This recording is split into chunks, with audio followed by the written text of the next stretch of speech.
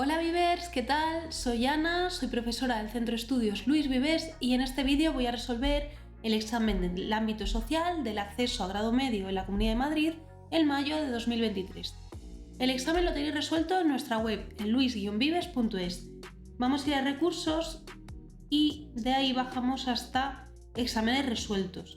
Veréis las distintas pruebas que preparamos en nuestro centro, como la EBAU, la PCE, el acceso a ciclo formativo de grado superior o el graduado en ESO. Vamos a ir a lo que nos interesa ahora mismo, que es el grado medio, pinchamos en mayo de 2023 y ahí tendréis los iconos de las distintas materias y las distintas pruebas que tendremos que hacer si queremos preparar este acceso.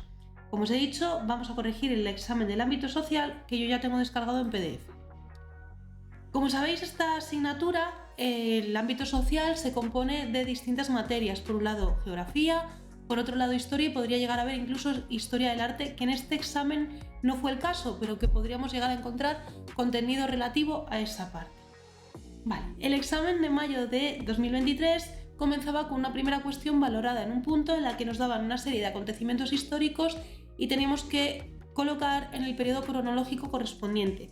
Ya sabéis que las etapas en las que vamos a dividir todo el contenido va a ser prehistoria, es decir, toda esa parte de la existencia del ser humano que va desde los primeros seres hasta la invención de la escritura, y de la escritura en adelante es el periodo que conocemos como historia.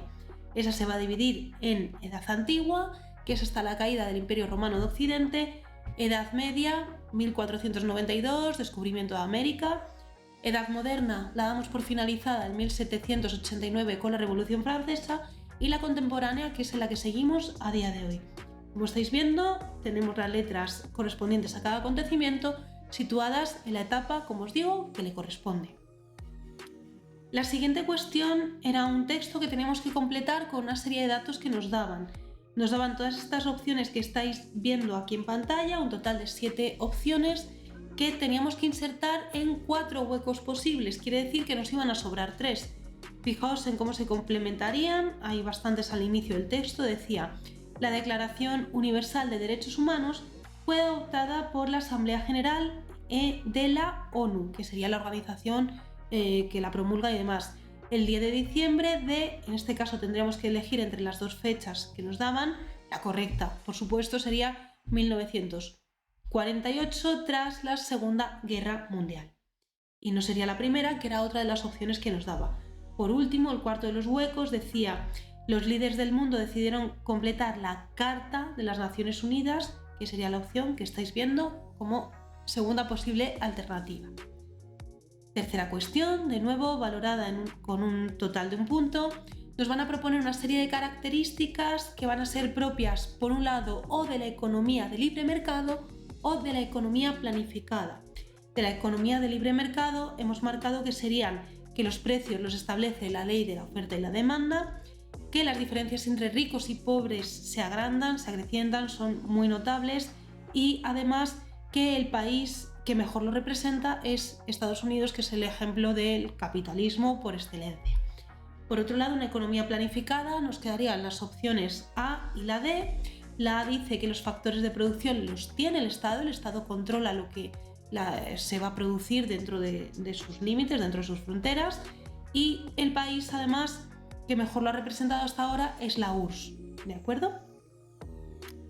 Bajamos hasta la pregunta 4, fijaos que esta dobla la puntuación, un total de 2 puntos. Nos pone una fotografía histórica, el encuentro de Franco con Hitler en Hendaya en 1940, y nos propone una serie de cuestiones tipo test y algunas de redacción acerca de esta foto. Por ejemplo, ¿qué régimen político tenía España en este momento? Es una dictadura militar. Recordad que la dictadura militar de Francisco Franco va del 39, con el final de la Guerra Civil, hasta el 75, que es cuando él muere.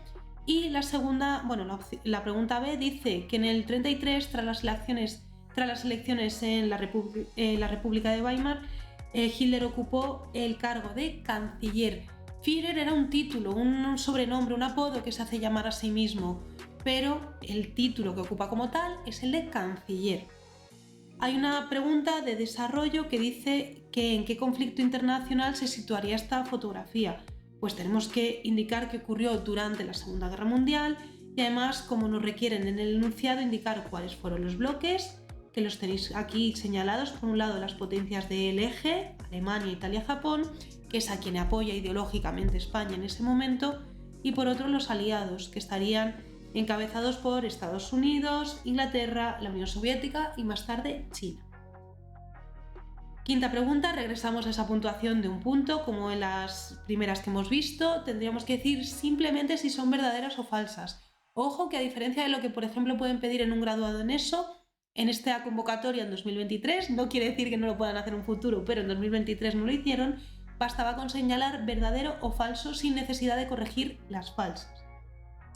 Tenemos afirmaciones como, por ejemplo, que el barco de vapor fue el principal medio de transporte utilizado durante la segunda revolución industrial, que no es correcta, lo sería el tren. El inicio de la revolución industrial tuvo lugar en Francia, no es correcto, sería en Inglaterra. Sí que es correcta la C, la Declaración de los Derechos del Hombre y del Ciudadano se realizó durante la Revolución Francesa, fenomenal. La D es falsa, Bismarck fue el principal artífice de la unificación italiana, no lo es. Bismarck era alemán, es el artífice de la unificación alemana. Y la Guerra de Sucesión Española tuvo lugar en el siglo XVIII, sí sería correcta, sería verdadera. Bajamos hasta la cuestión 2, hasta la cuestión 6, perdón, de nuevo vale 2 puntos, así que mucha calma y mucha reflexión antes de contestar. Tenemos que leer un texto y nos van a hacer una serie de preguntas en las que vamos a tener que conjugar, por un lado, información que está en el texto y otra de nuestro propio bagaje y nuestra propia preparación para la prueba. El título del texto decía: Bruselas quiere que todos los embalajes de la Unión Europea sean reciclables para 2030. Y bueno, es un texto publicado en El País en el 2022 en el que habla un poco de esta decisión que se toma desde Bruselas. Hay algunas preguntas, como os estaba diciendo, en el que dice: la Comisión Europea está en pleno tránsito hacia una economía circular. ¿Cuál es su principal objetivo al adoptar este tipo de economía según el texto? Es decir, tengo que leer bien el texto y la respuesta está ahí, así que si no la veis a simple vista, volved a echarle un vistazo y leedlo con calma porque la respuesta está, así que es cuestión de mirar con más detenimiento.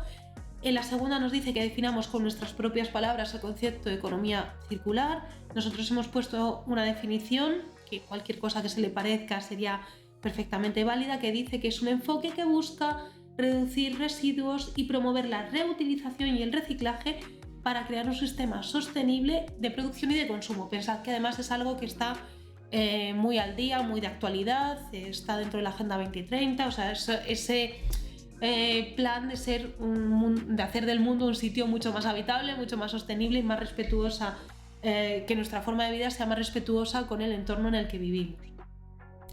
El apartado C dice que en el texto se habla de dos conceptos, el de reutilización y el de reciclaje, y nos proponen que pongamos un ejemplo de qué es reutilizar y otro ejemplo de qué es reciclar.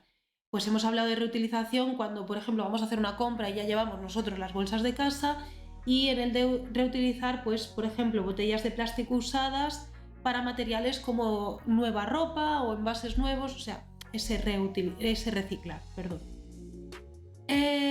Avanzamos un poquito más, tenemos un último apartado dentro de esa cuestión 6, en el que tendríamos que señalar qué países no se encuentran dentro de esos 27 a los que aludimos con el nombre o ese sobrenombre que se pone para la Unión Europea. Francia, Polonia, Italia y Alemania sí que serían estados miembros de la Unión Europea, sin embargo no entrarían dentro de ese grupo Noruega, Turquía, Islandia y Rusia. Séptima y última pregunta, de nuevo valorada con 2 puntos, nos hablan de una serie de accidentes geográficos del continente europeo y los tenemos que situar con su número asignado dentro de un mapa.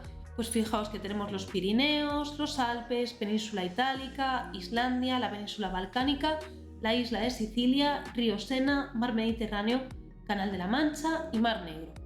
Ponemos los números correspondientes en la ubicación que tienen y conseguiremos así los 2 puntos. Intentad ser lo más precisos posibles y, como estáis viendo, no son accidentes geográficos demasiado complejos. Con esta última pregunta acaba el examen y con ello la explicación de este vídeo. Esperamos que os haya sido de ayuda si estáis preparando esta prueba. Muchas gracias por atendernos. Un saludo.